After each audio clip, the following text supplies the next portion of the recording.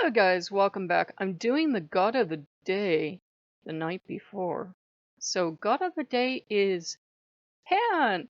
And I will give you full warning, he's one of those gods that people either love and adore and think he's the most precious goat god ever, or they really don't like him. And also if you're of a sensitive nature, you may want to wait a while until you've dealt with other gods before you go and you read his stories. I love him to death, but I accept that the ancient Greek people were not people today with today's sensibilities. There's nothing wrong with the stories, but some people might faint and fall sideways or something. Because Pan, Hermes. Um, his father obviously is Hermes, and Hermes became a shepherd for a while because he fell in love with this girl. She was so beautiful. So beautiful, and he wanted to marry her so bad. So he agreed to become a shepherd. He became a shepherd for a while, and they got married, and she bore him this baby. And he had cute little hooves and cute little little nubbins on his head, and he was beautiful. And the stories will tell you he was extremely beautiful. And little tiny baby, it was so beautiful. And his dad fell in instant love, and he took this baby in his arms and he rushed to Mount Olympus and was overjoyed. And the stories make sure you know he was overjoyed because this beautiful, magnificent son had been born to him, and he laid him at Zeus's feet, and all the gods were amazed, and Zeus fell in love, and everyone loved him, but especially most of all Dionysus loved this child. And so he is the absolute favorite god of Dionysus. Dionysus loves this child. This is, little tiny Pan. Everyone loves Pan. They say that his name can come from the gods deciding that because he was loved by all the gods. His name is Pan because Pan means all.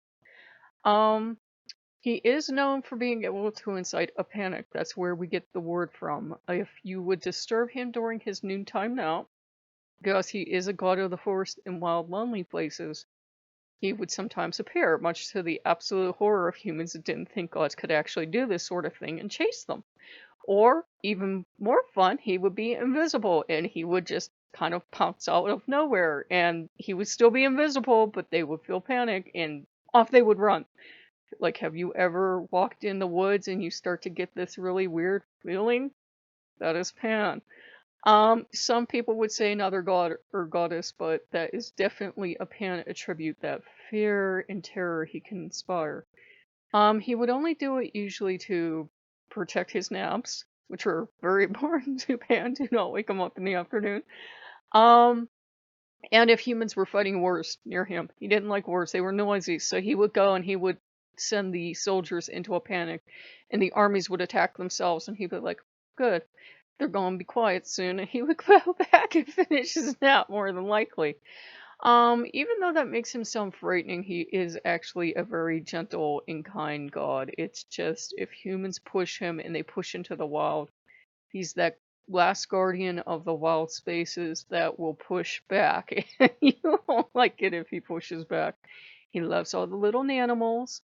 Yes, he is the god of hunting, which you're going to learn if you look much into him, but he's also the god of making hunts fail because it's his job to be steward and protector of the animals. Those are his little animals. Don't mess with him. Um, and he's also a god of, shepherds, obviously, and he's a god of, fertility. We obviously know this. This is Pan. He's famous for many things. But he's also a god of beauty. He's a god of having a magnificent singing voice. And he has the ability to charm people with his voice. And he plays the instrument, the panpipes that he's known for. He plays that beautifully. He can charm anyone he likes to his side.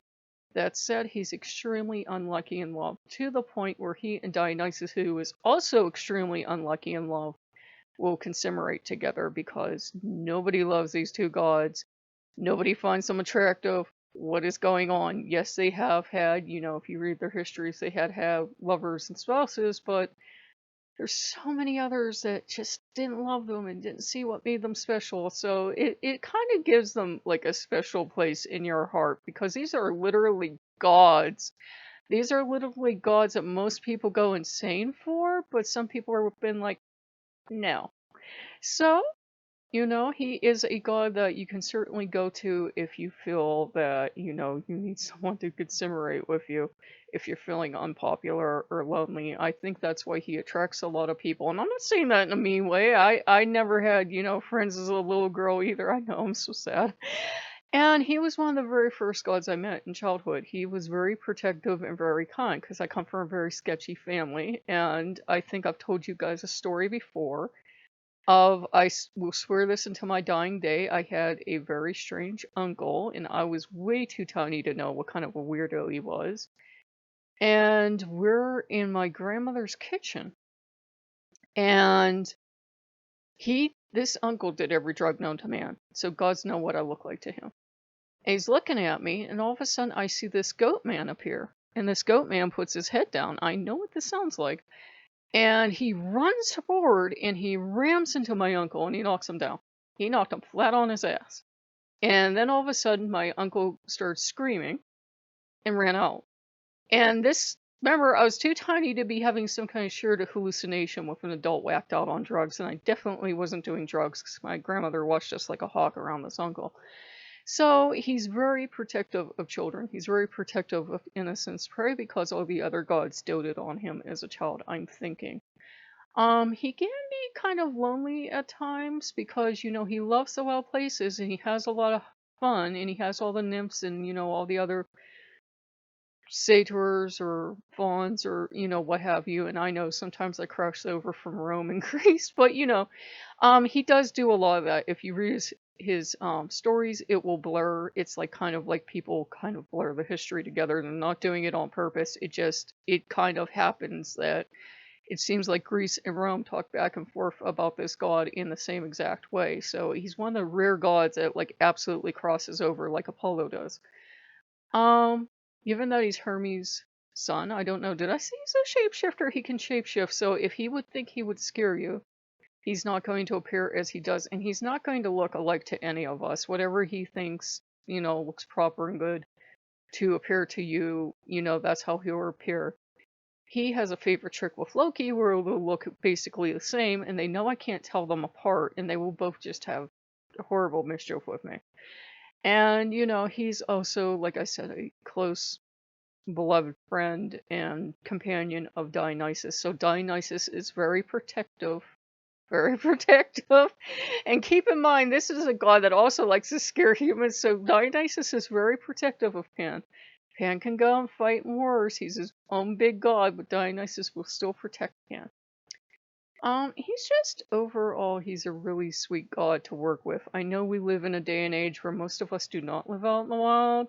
We don't have to rely on hunting. We don't have to rely on game. We don't have to rely on, wild crafting to survive.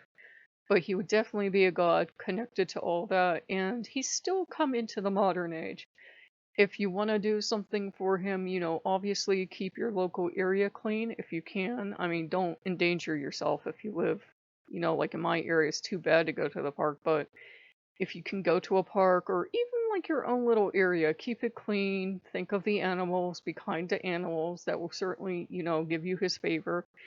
And be kind to him. I remember growing up that, every time we would have a Greek section in a class, Pam was always the god that got picked on, and Pam was always the god that they told mean stories about, and they would twist the legends around so that Pan looks stupid and foolish. He's certainly not stupid. He's a god known for prophecy.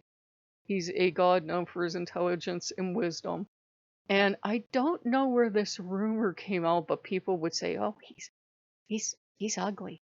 He's not ugly. He's a very beautiful god. But I think as Westerners keep trying to discredit the Greek gods because they're still terrified of them, they have to twist them into something they're not. He's obviously a god of libido and drives and partying, just like Dionysus and just like Daddy, but he's not a god that's going to take advantage of anyone. And if you want to piss him off, misuse his powers. He does not like that at all. It makes him angry. In fact, he seems kind of ambivalent about the pan grottos they have. If it's two consenting adults, he's okay, but we all know, the adults know, that sometimes at these, conventions, some people think they have a license to do whatever they want, and that is not, I can't say this enough, that is not Pan energy. He's very protective of women, he's very protective of all genders. He would be the first person to appear stalk to death anyone trying to misuse any of the powers that he gives to people. So he's a good god that, to work with abuse victims, or a god to work with people that have survived any kind of trauma. He's a very nurturing, kind, and healing god. He's had his own temples, and he's had, people would go and they would celebrate for him and stuff like that. So he's definitely one of the more gentle Greek gods, and he's definitely, if there was ever a starter god, I would say it would be Pan, because he's been nothing but sweet and kind to me. You'll notice he will do stuff, like he is very playful and he's a bit of a flirt, so he might come over and like play with your hair, or he might make light mischiefs, which is why sometimes I'm not sure what god I'm dealing with, because I have a lot of them in the house. But he's a very swift god. Any kind of attribute you can imagine, he would have it. And like I said, he can shapeshift. So anything he wants to be, he can be. God of the wild places, god of all stuff awesome, god of protecting his people.